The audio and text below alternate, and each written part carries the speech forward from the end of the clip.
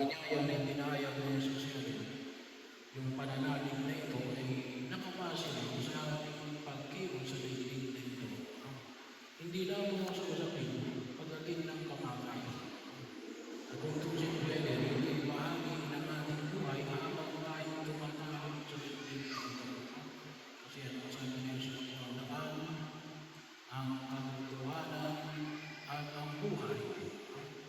Kaya may kumisa, may mga katanungan, anong klase ng pananalig tayo sa Diyos?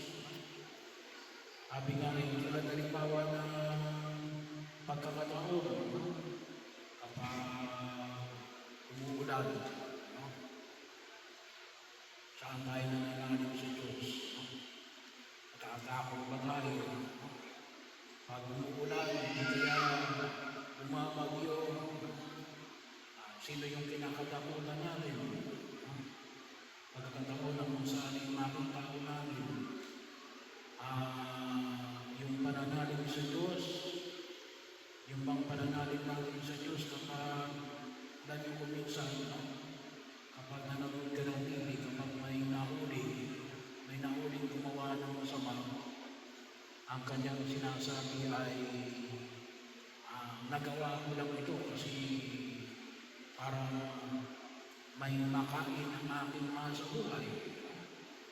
Pero ano yung nagiging pamantayan ng kanyang pagkilos? Yung bang pananalig niya sa Diyos? O yung pananalig niya na gagawa siya ng masama para may pakain siya sa kanyang mahal sa buhay? So pagkakataon, yung usapin na limbawa ngayong panahon na ito, na korupsyon, yan ay, sabi nga natin, ay lahat yan, pwede sabihin na nananalig ako sa Diyos. Pero sabi nga yun, anong klaseng pananalig natin sa Diyos? Yung paanyaya na pinapayag na Jesus sa isang paanyaya natin, yung pananalig natin, makita natin na ito yung maging pamamaraan ng ating buhay. Na nawawag natin kalimutan na tulad ni pinamanig ko sa Ebanghelyo natin ang sinabi ng Jesus. Ako ang lahat, ang katotohanan at ang buhay. Ito yung nais niya na naging bahagi ng ating pagkilos na kung nakasagamit saan. Tulad ni pinamanig niya natin, maraming silid sa bahay ng aking Ama. Maraming silid sa bahay ng aking Ama. Ibig sabihin, sana makita natin ang kahalagaan natin na buhay na walang hanggan ay pinagkaloob sa atin, wala na tayong ininagan. Na maharap natin ang lahat ng ating ama sa daigdig na ito, gawa natin pananampalataya kay Jesus. Sabi nga natin, bakit? Kasi lahat tayo nananalig. Bakit tayo nananalig? Gawa namin niya. Pero dapat, pinaglilibay natin ito. Kaya, kung ito sino, ano sabi ni Jesus sa Ebanghelyo natin ngayon? Maraming silid sa bahay ng aking Ama. At ipaghahanda ko kayo ng matitirahan. Pinagandaan ng Diyos tayo ng matitirahan. Ano lang kinakailangan? Pangawakan natin yung ating pagkilos sa daigdig na ito. Makatugon tayo sa panawagan na pinapahayag ng Panginoon.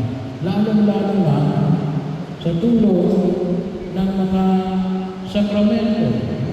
Alam niyo yung mga sakramento na pinagkaloob sa atin ay isang bahagi yun na nagsimula sa binyag, sa kumpil, sa banal na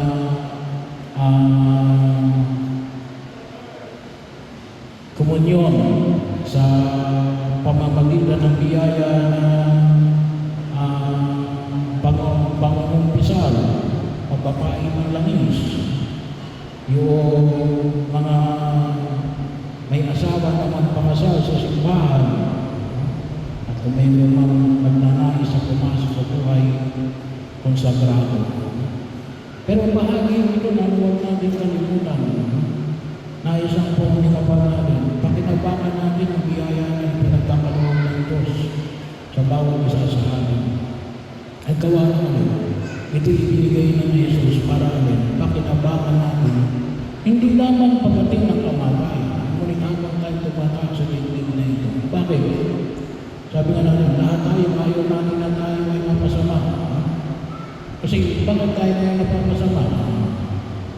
Yun yung trabaho ng kasalanan. Tayo ay mapasama. Maaaring siguro sabihin natin ay hindi naman ako paling nagkasala. Yung kapitbahay ko na naging dahilan, pinabayaan natin. Kaya bahagi rin yun. Bakit tayo ngayon nalubog sa bahay? Ay pinabayaan natin na may mga tao na nasanay ng magnakaw. Kaya yun naman yung bahagi na huwag natin kalimutan. Kanina tulong natin sa araw na ito na sa ilalim ay higit na pakinabangan ng biyaya na ipinagkaroon ng Diyos nito. At sa kanyang pagsusumikap na kung nagkataon siya ay nagkulang o nagkasala, nawa siya ay kaawaan ng buong may kapal. Pero tayo nananalig na maliwanag ko yun na mula pa na muna ay inihanda na ng Diyos ang kanyang lugar doon sa kanyang kaharian sa langit.